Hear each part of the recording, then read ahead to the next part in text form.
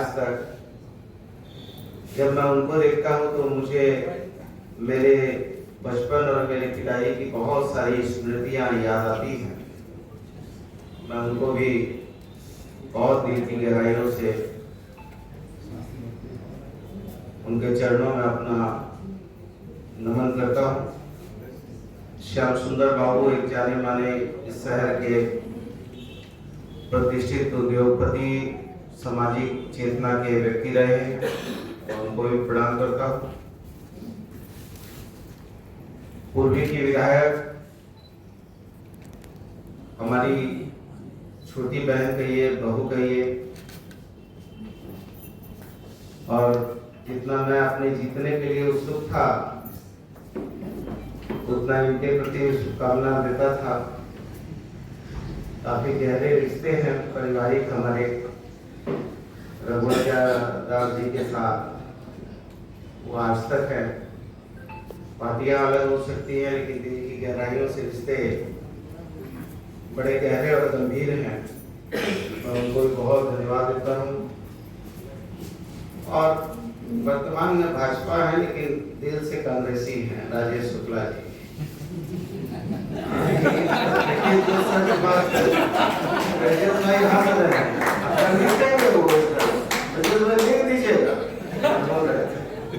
राजेश शुक्ला जी, जब हम कांग्रेस में नहीं आए थे उस समय उससे बहुत प्यार करते थे। जैसे कांग्रेस में आए तो ये और नट्टू शाम से दूर हो गए। छोटकू भैया, पांडे जी और मेरे आनंद मित्र विकास जी, माँ बोलती है कि दोनों बेटा है, दोनों आधा आधा बांट लो, लेकिन ये देते नहीं है। घुमियान है, माँ बोल रही है कि नहीं मेरा दो बेटा है, अभी देते नहीं है हमको आधा हिस्सा।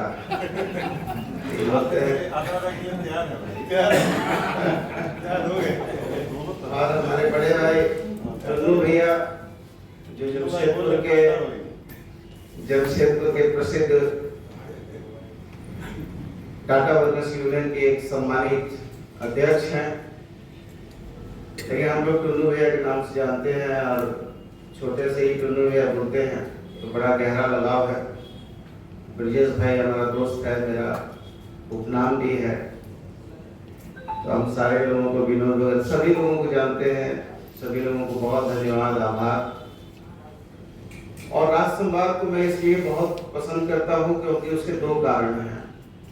एक तो मेरा आंदोलन के साथी रहे हैं, बड़े भाई रहे हैं, और जब हम टेम्पो चालकों के हित की बात करते थे तो हमको देवानंद भाई का हमेशा उसमें एक सहयोगी साथी के रूप में हमको मदद मिलता था। जब हम लोगों ने टेम्पो चालक यूनियन का गठन किया था, आज से बहुत साल पहले की बात है। और फिर जब पहला चुनाव मैंने लड़ा तो उस समय कोई प्रेस वाला मुझे गंभीर उम्मीदवार के रूप में नहीं मानता था, लेकिन देवानंद भाई ने लिखा था, जब मैं पहला चुनाव लड़ रहा था तो इन्होंने लिखा था कि डार्क हॉर्स साबित होंगे बन्ना गुप्ता। तो बहुत लोगों ने माखौल भी उड़ाई थी, खिल्ली भी उड़ाई थी कि पहला बार आदमी चुनाव लड़ रहा है और पहली बार लड़ रहा है, और फ्रंट पेज का वो न्यूज बनाए थे। आज भी मुझे याद है और मैं उस एहसान के तले आज भी दबा हूँ। आज यदि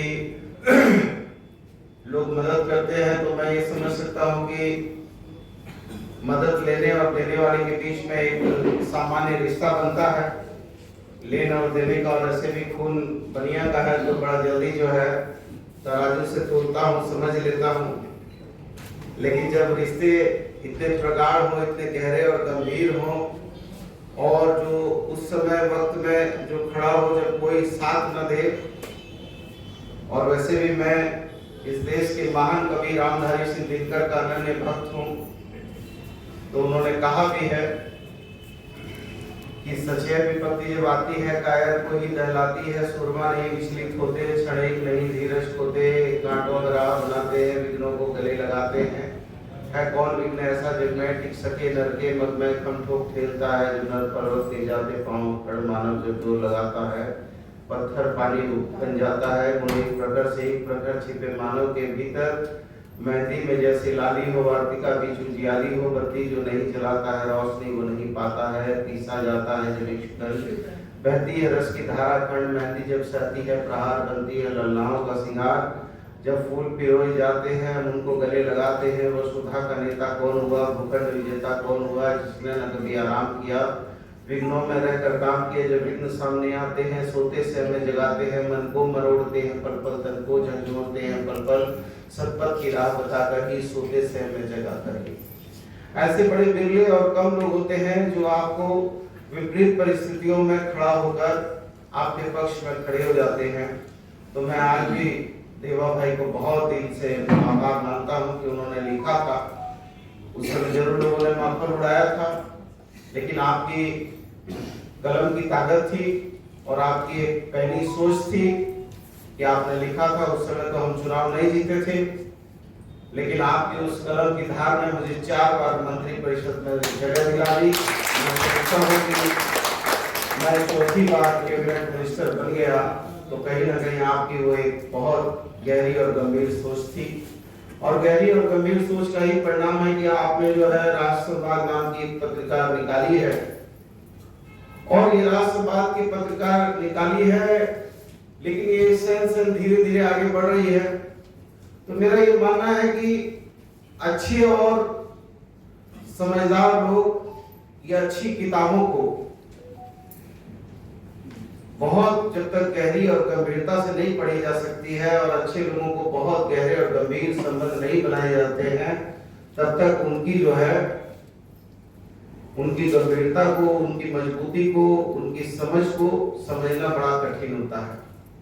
बहुत सारे देश में ऐसे कवि होते हैं, बहुत सारे ऐसे गीतकार होते हैं, छायाकार होते हैं, पत्रकार होते हैं, जिनकी लिखने में बड़ा दम होता है। 4 लाइनों में वो बहुत लंबी चौड़ी व्याख्यान कर देते हैं, चाहे वो राहत इंदौरी साहब हो या बहुत सारे ऐसे लोग हों जो लिख देते हैं, छोटी सी चीज को भी जो है बड़ी कर देते हैं और बड़ी चीज को भी लघु और बृहत में बदल देते हैं। हमारी छोटी बहन अभी कह रही थी कि पत्रकारिता जो है वो निष्पक्षता पर आधारित है। अब पत्रकारिता जो है निष्पक्षता पर आधारित है, उसकी बेस तो है, लेकिन अभी निष्पक्षता और निर्भीकता और लोकतंत्र के चौथे स्तंभ पर जरूर चिंतन मनन करने की जरूरत है। और मेरा ये मानना है कि पत्रकारिता जो है केवल आलोचना का माध्यम नहीं है, ये आलोचना एवं समालोचना के बीच की चीज है। जब मैं कभी कभी यदा कदा पढ़ता हूँ कि कुछ पेपरों में आता है कि एक तार गिर गया और तार गिरने से 4 भैंस मर गई, और यही प्रमुख सुर्खियां बन जाती हैं, तब मुझे लगता है कि पत्रकारिता की नींव जो है वो गहरी और गंभीर नींव में कहीं ना कहीं फिर से विवेचना की जरूरत है, फिर से उसमें एक चिंता की जरूरत है। यदि केवल एक तार गिर जाने से और 4 भैंस को मर जाना यदि प्रमुखता हो सकती है, तो मैं समझता हूँ कि ये पत्रकारिता नहीं हो सकती है, ये इसकी गहरी और गंभीरता नहीं हो सकती है। पत्रकारिता और उसकी गहरी गंभीरता तब होती कि जब वो उस व्याख्यान को लिखने के साथ इस बात को भी दर्शा देते हैं कि ये लिखा हुआ चीज जो है ये किसकी जो है ये इसकी जवाबदेही जिम्मेवारी है, और किन लोगों की अकर्मण्यता के कारण इस तरह की घटना घटी है, और उसके पूरे समावेश को ले आते हैं, तो मैं समझता हूँ कि वो ज्यादा हितकर होता।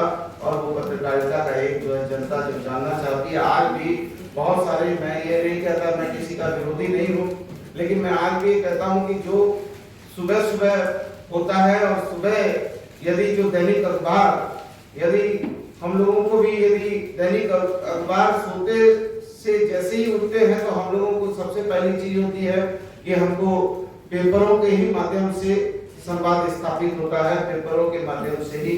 इसलिए मैं कभी कभी कहता हूं कि पेपर तो एक ऐसी चीज है, चाहे वो पत्रकारिता हो, पेपर हो, कि जो आजादी की लड़ाई में भी एक अव्वल स्थान रहा। यदि आजादी की लड़ाई में शहीदों ने जान दी है, कुर्बानी दी है, और शहीदों का एक परचम लहराया गया है। तो इसके साथ साथ जो है निश्चित तौर पर मैं समझता हूँ कि कहीं ना कहीं वो लिखनी है, वो कलम है, वो कलम की ताकत है।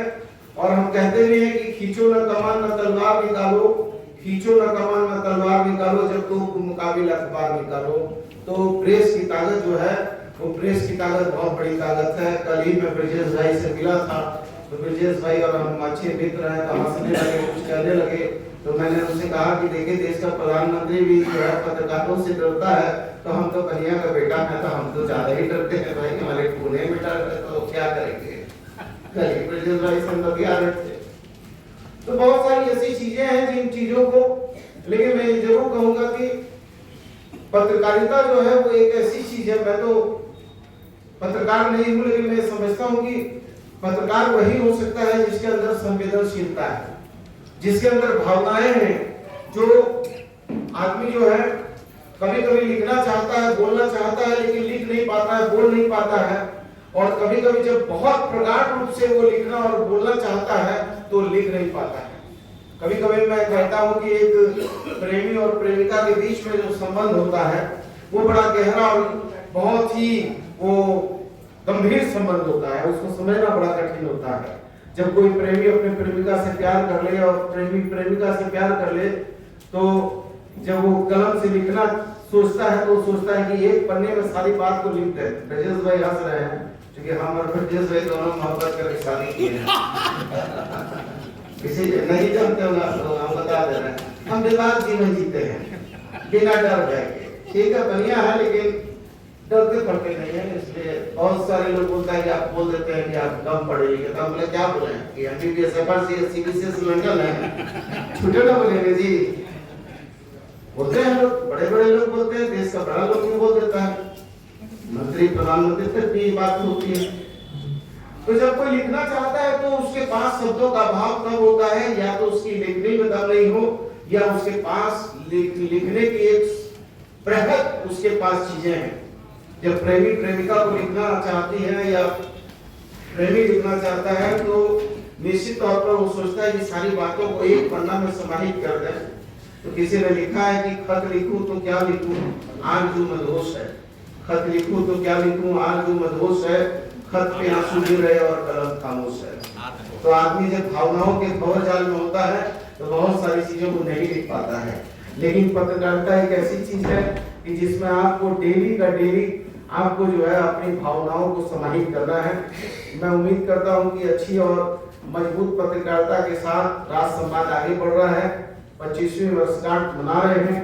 भविष्य में और हम इसके दूरगामी और लंबे जीवन की दीर्घकालीन कामना करते हैं और ये उम्मीद करते हैं कि आपकी पत्रकारिता जो है निर्भीकता और निष्पक्षता का एक कारगर माध्यम बनेगी।